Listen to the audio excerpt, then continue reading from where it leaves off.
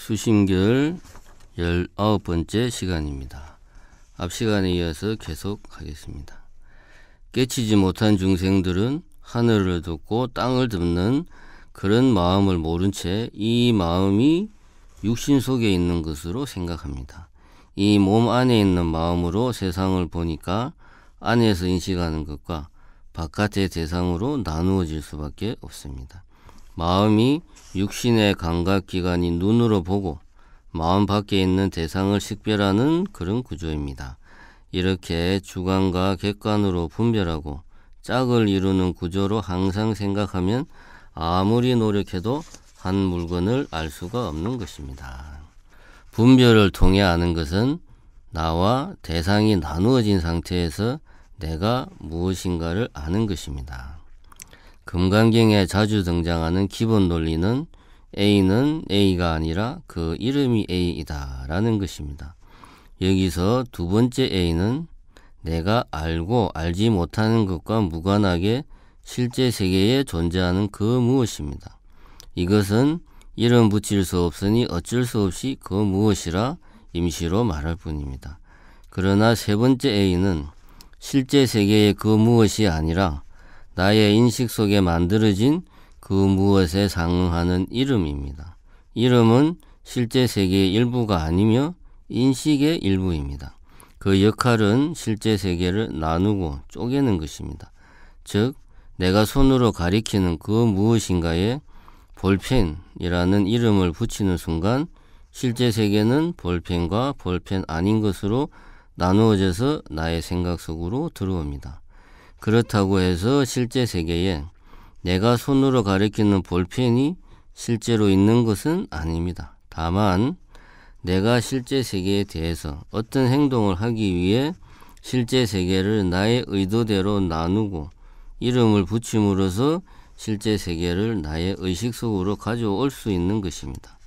실제 세계에 이름을 부여하여 나의 의식 속으로 가져오게 되면 마침내 볼펜이 존재한다 라고 말할 수 있게 됩니다. 그 무엇인가를 인식하여 이름을 붙여야, 예를 들면 하늘 이런 식으로 이름을 붙여야 하늘이 내 의식 속에 들어오게 됩니다. 존재한다는 것은 이름을 부여받아 나의 의식 속으로 가져오는 것을 의미하는 것입니다. 이렇게 내 마음속에 만들어진 존재들의 세계가 바로 분별심입니다. 분별심은 실제 세계를 나의 의식 안으로 끌어오기 위해 실제 세계의 일부를 나누고 떼어내서 나의 생각 속으로 끌어오는 작용일 뿐만 아니라 그렇게 해서 내 의식 안에 만들어진 세계까지 모두 다 말합니다. 그러니까 우리는 나의 의식이 만든 분별심의 세계를 통해서 보고 듣고 느끼고 맛보는 것입니다. 우리들이 존재라고 생각하는 것은 임시로 붙여진 이름에 불과합니다. 실제로 존재하든 상상 속에서 존재하든 아니면 논리적으로 존재하든 존재하는 것은 매한가지입니다. 마치 물건들의 이름표를 붙이듯 이미 존재하는 것에 대해서 이름을 붙이는 게 아닙니다. 이름을 붙임으로써 비로소 존재하게 되는 것입니다. 넓은 의미에서 보자면 이름은 곧 존재 그 자체인 것입니다. 이렇게 우리는 분별심으로 세상을 인식하고 받아들입니다.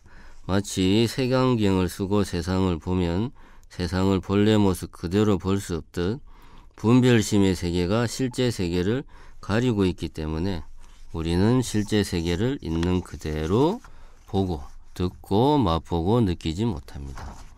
우리들의 일상적인 삶을 책임지는 일상적인 의식은 주체와 객체가 분명하고 나는 여기 있고 대상은 나의 밖에 실제하는 것으로 생각됩니다.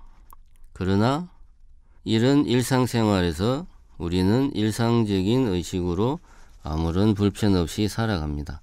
그러나 그 세계는 통일된 하나의 세계가 아니라 차별되고 분별된 세계인 것입니다. 일체 유심자라고 할 때 일체는 실제 세계가 아니라 마음이 만들어낸 분별심의 세계인 것입니다. 그러면 공적 영지의 마음은 어떤 것일까요? 스님의 말씀을 다시 한번 되새겨 봅시다. 모든 법은 꿈과 같고 꼭두각시와 같다. 여기서 법은 존재하는 모든 것, 즉 일체입니다. 일체란 앞서 말했듯 내 마음속에 인식된 세계 속에서 살아가는 이름들입니다. 그래서 그것은 실제 세계의 꼭두각시요, 마치 꿈과 같아서 실체가 없는 것입니다. 그 다음에 망령된 생각은 본래 고유하고 객관 대상은 공한 것이다. 이 말을 생각해 보겠습니다. 망령된 생각은 분별심과 차별된 세계를 바탕으로 일어나는 생각입니다. 그러나 분별심이 만든 세계를 걷어치우고 나면 본래의 실제가 드러납니다. 본래 실제는 망령된 생각에 비교하면 고요합니다. 또한 내가 없으면 나에 상대하여 만들어진 대상 역시 없습니다. 그러므로 대상 역시 본래 없는 것이고 공한 것입니다. 고요하고 공한 것, 즉 공적은 실제의 모습인 것입니다. 그 다음에 모든 법이 다 공한 그곳에 신령스럽게 아는 영지가 어둡지 않다. 이 문장에서 분별심을 일으키고 그래서 분별되고 차별된 세계를 만드는 것은 본래 신령스럽게 아는 영지가 작용하고 있기 때문입니다. 분별지가 다만 왜곡되었을 뿐 그 왜곡만 바로 잡으면 곧 영지가 되는 것입니다. 영지는 실제의 작용입니다. 이렇게 실제의 모습인 공적과 실제의 작용인 영지를 합쳐서 공적 영지라 하며 공적 영지한 마음이 바로 우리들의 본래 면목입니다. 공적 영지한 마음은 항상 있어 왔지만 분별심이 꽉 차 있으면 드러날 수가 없습니다. 그런데 분별심이 텅 비어버리면 비로소 제 모습이 나타납니다. 분별심이 사라지면 온갖 분별심과 차별이 사라지고 다 끊어진 자리가 나타납니다. 이 자리야말로 진공입니다. 그러나 텅 비어 아무것도 없어서 아무런 움직임도 작용도 없다면 이는 있다 없다는 분별을 버리지 못한 생각입니다. 텅 비어 모든 차별이 없되 동시에 생동하는 자리이며 일체를 긍정하는 자리입니다. 이는 공의 체험을 통해서만 온전하게 파악할 수 있습니다. 진공의 자리는 사람, 산, 물, 하늘이 다르지 않습니다. 공적 영지의 마음은 분별심을 돌이켜 환하게 비출 때 비로소 선명하게 드러납니다. 분별심이 따로 있고 공적 영지의 마음이 따로 있는 것이 아닙니다. 분별심을 바로잡으면 곧 공적 영지의 마음인 것입니다. 공적 영지의 마음이 가지는 가장 큰 특징은 하나라는 것입니다. 주체와 객체로 나누는 생각을 멸하였으므로 하나로 통일될 수밖에 없는 것입니다. 이 하나는 나누어지지 않는 하나이지 하나, 둘, 셋, 넷 이렇게 셀 수 있는 하나가 아닙니다. 그래서 한 물건이라고 말하는 것입니다. 계속 이어서 다음 원문을 읽어보도록 하겠습니다. 야고 차심이 진 소위 불천 계제하고 경등 불지하야 보보 초삼계하야 기가 돈절의하니 변여 인천 위사하야 비지 상자하야 구족일이하야 감수 인천 공양이라 일소 만병 황금하리니 여약 여시인된 진 대장부라 일생능사를 기 필의니라.